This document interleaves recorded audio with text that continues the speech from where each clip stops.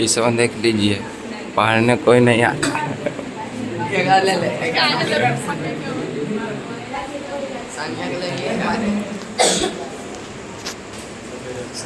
खोल रहे हैं आसानी। चलिए मोटर खुल गया, जनरेटर देखिए।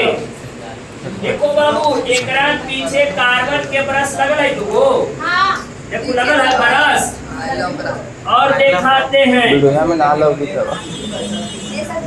ये है आर्मेचर। देखिए नजर आ गया आर्मेचर। बाबू रे ये आर्मेचर एकरा पर पतले तार की कुंडली लपेटी हुई है, लपेटी हुई है बाबू। आप पीछे देखो पीतल के बलय लगल है, पीतल के चूड़ी लगल है।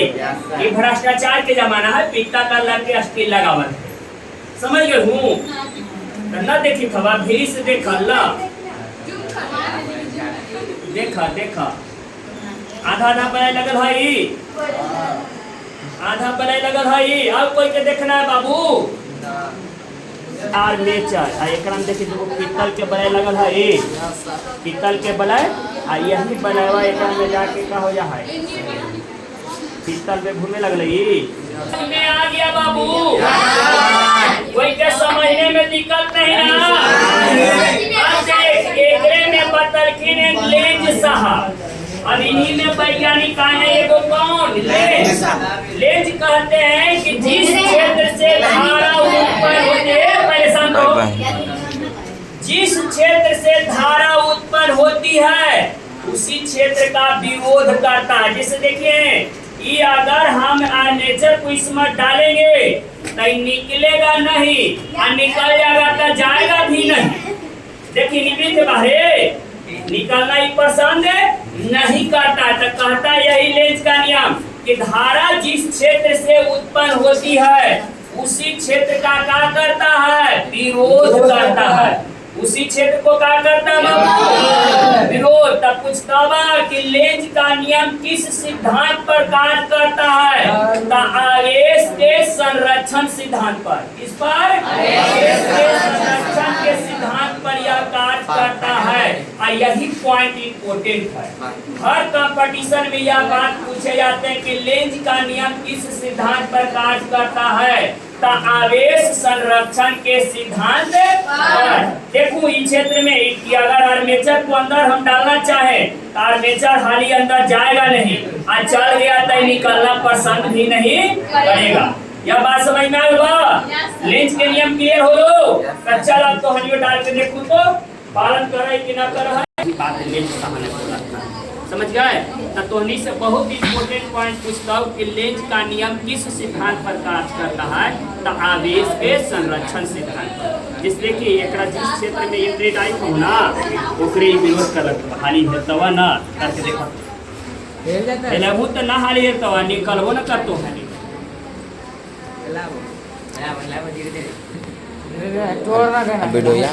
नहीं निकल रहा है। बात समझना है बाबू। अब कोई के समझने में दिक्कत उसको समझाए सर उसको बाबू नहीं था वही करके दिखा रहे हैं कि विद्युत उत्पन्न कैसे होगा। आप लोगों से यही कहानी है कि आप लोग विंड एनर्जी बना के लाइएगा। विंड एनर्जी से इलेक्ट्रिकल एनर्जी में बदलने के लिए ऐसे तो हम इस बात प्रयोग कर रहे हैं। हम एगो इलेक्ट्रिकल किट लाए हैं, समझ गए। इलेक्ट्रिकल किट, किट के चार्जेज हमको पड़ रहा है 250 रुपया पर कैंडिडेट। अगर आप लोग घर पर करना चाहे जैसे देखिए हम इलेक्ट्रिकल किट लाए हैं, एक में सारा प्रैक्टिकल के किट है इसमें अवेलेबल, समझ गए। इलेक्ट्रिकल किट है, सब चीज है इसमें हम दिखाएंगे। आप लोग घर पर जाके विंड एनर्जी एगो बना के लाइएगा। जैसे विंड एनर्जी क्या है यहाँ पर हम समझाते हैं।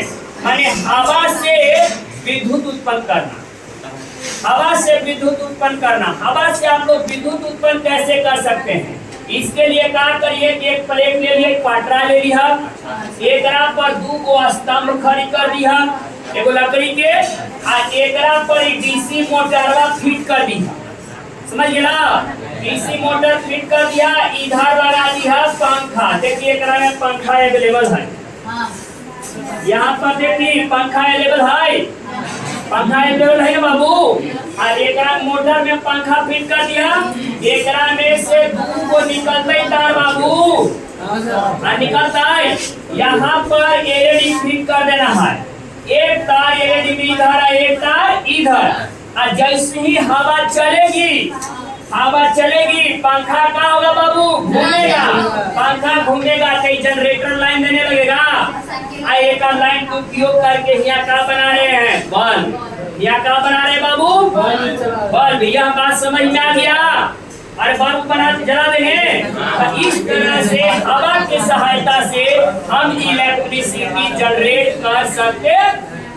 अब बात रहा इसको घुमाने के लिए, तो इसको आप कई विधियों से घुमा सकते हैं। वो तो हवा में रख के घुमा सकती है, दूसरा हम पानी से भी उत्पन्न कर सकते हैं। जैसे तो सुना होता कि भारत में विद्युत उत्पादन 3 विधियों से, मेजर रूप से 3 विधि से किया जाता है, समझ गए? और लघु रूप से बड़ी मानी है, हवा से कर देते हैं, कहीं कहीं चक्की चलाया जा रहा है, बीज चलाया जा रहा है विंड एनर्जी के मदद से। तो विंड एनर्जी वाला ज्यादातर यह फंक्शन पहाड़ी इलाका में चलता है।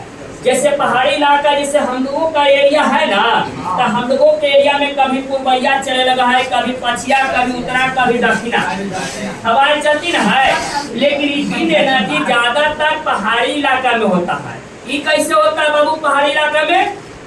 जैसे चारों तरफ से पहाड़ से घिरल हो, ठीक है, तो अगर बगल से तो हवा आएगा नहीं, हवा आएगा तो एक ही क्षेत्र से। हम इधर की ओर विंड एनर्जी के डायना लगा के तैयार ही कि अच्छा बेटा हवा बहमे, तो हवा बहता है, पंखा घूमेगी, अब पंखा घूमेगी तब विद्युत उत्पादन होगा।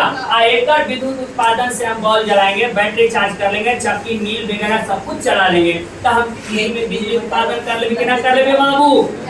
कर लेंगे ना, फ्री में विद्युत उत्पादन हो। अब ये रहा तो हवा वाला एनर्जी, हवा से इलेक्ट्रिकल एनर्जी प्राप्त कर लिए। अगर हमको तैयार करना है बाबू मान लो जल विद्युत, तो आप लोग छोटे रूप से आपके गांव में, अब तो बाढ़ों ने इशारा आया है कि आप लोग करके देख सकते हैं।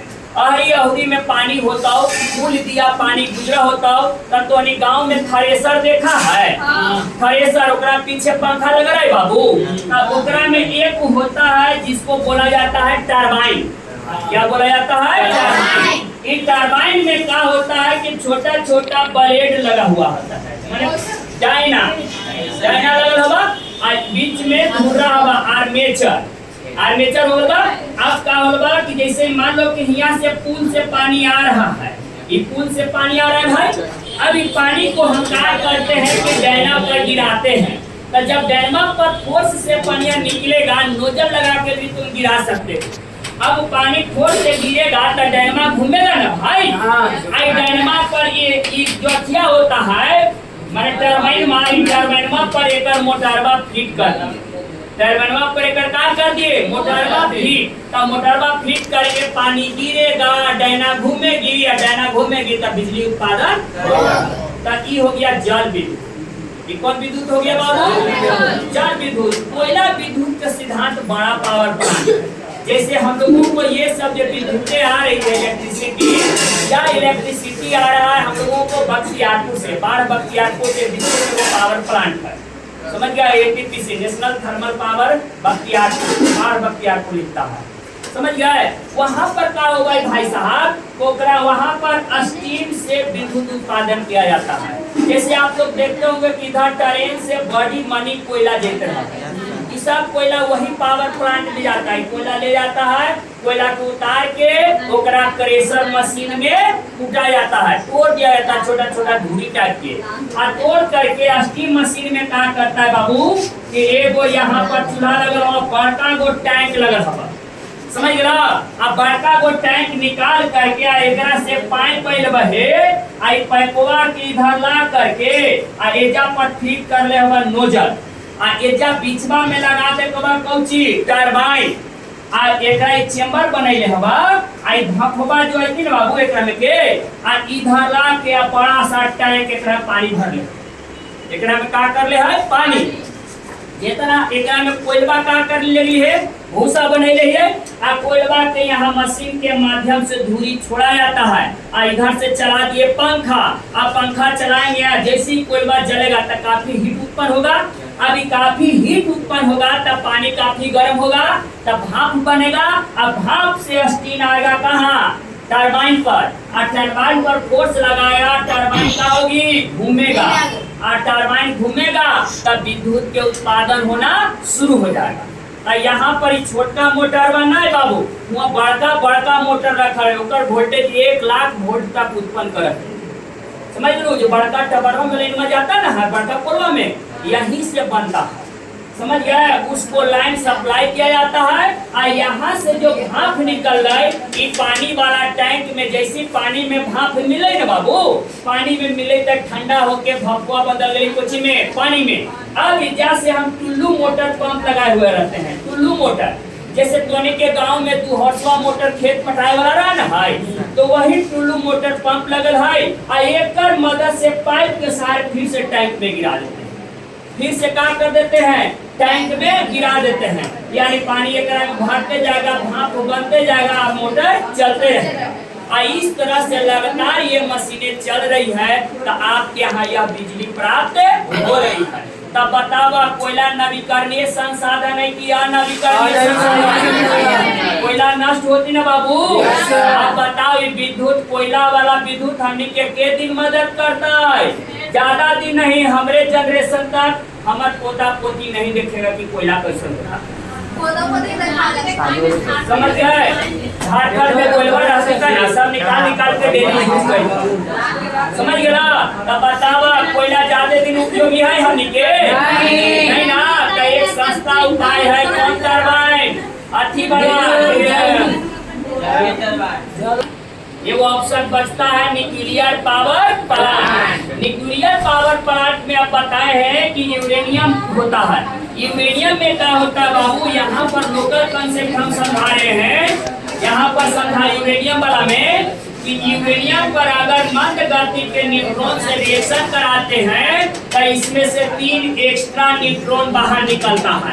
एगो बाबू 3 वो एक्स्ट्रा न्यूट्रॉन का होता है, बाहर निकलता है, और यह काफी मात्रा में ऊर्जा मुक्त करता है। फिर तीनों न्यूट्रॉन जाके इस पर रिएक्शन करता है, फिर काफी ऊर्जा उत्पन्न करता है। तो इसके लिए हम लोग क्या करते हैं कि एक वो बड़ा सा टैंक बनाते हैं जमीन में, बड़ा सा टैंक बनाते हैं, और टैंक बना करके यूरेनियम को रिएक्शन इसमें करवा देते हैं।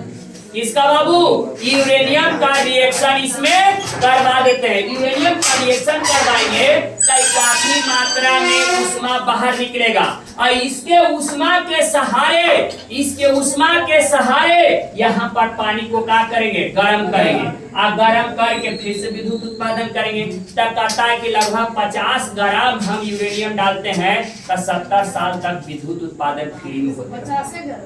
हाँ, आप बताऊं कि हम 2-4 किलो डाल देते तो 200-400 बरस चल जाते, 200-400 बरस चल गए, तब कोयला से सस्ता न पड़ गई बाबू एक के बार। लेकिन जहाँ लाभ है वही हानि है। हम साइंस को बार बार समझाते आ रहे हैं, profit is equal to the loss, और loss is equal to the profit, यानी कि जहाँ लाभ है वही क्या है बाबू, हानि है। अब एकरा से भी खतरनाक भी है कि जब एकरा से रिएक्शन करे तो काफी खतरनाक चीजें निकलती है। समझ गए? जैसे तो नहीं सुना हो तो कि हिरोशिमा नागासाकी पर बम पटकल गेली है, ओकर आजो असर निकलित है कि लंगड़ा अंधरा पैदा होइत है, तो वही वाला रेडिएशन इलेक्ट्रॉन से निकलता है। तब बताऊं खतरनाक है कि ना है ना? तब बताऊं लाभ है तो हानि है, लेकिन एक सुरक्षा तरीका से इसको बनाया जाए तो यह काम अच्छा करेगा। यहाँ तक बातें समझ में आ गई बा? अब हम इसको प्रैक्टिकली रूप से हम आप लोगों को मैकेनिकल एनर्जी से इलेक्ट्रिकल एनर्जी में बदलने के लिए दिखा रहे हैं। ठीक है, समझ में आ गई बा? तो ठीक है, आइए अभी जुगाड़ लगाइए।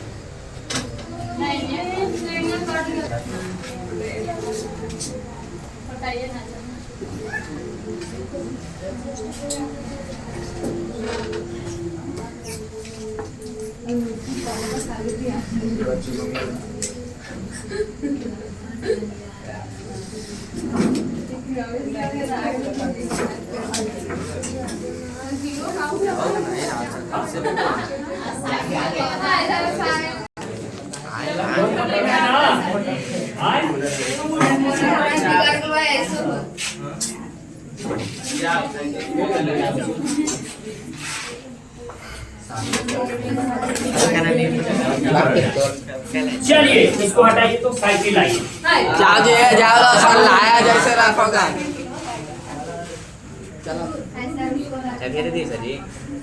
चाबिया दो तने चकवाना चेगा। उलट के लगाओ सारा खोल के। चाय न दागा तेरी बैटरी खत्म। सब इसमें चक्कर साफ होइते। चार्ज होता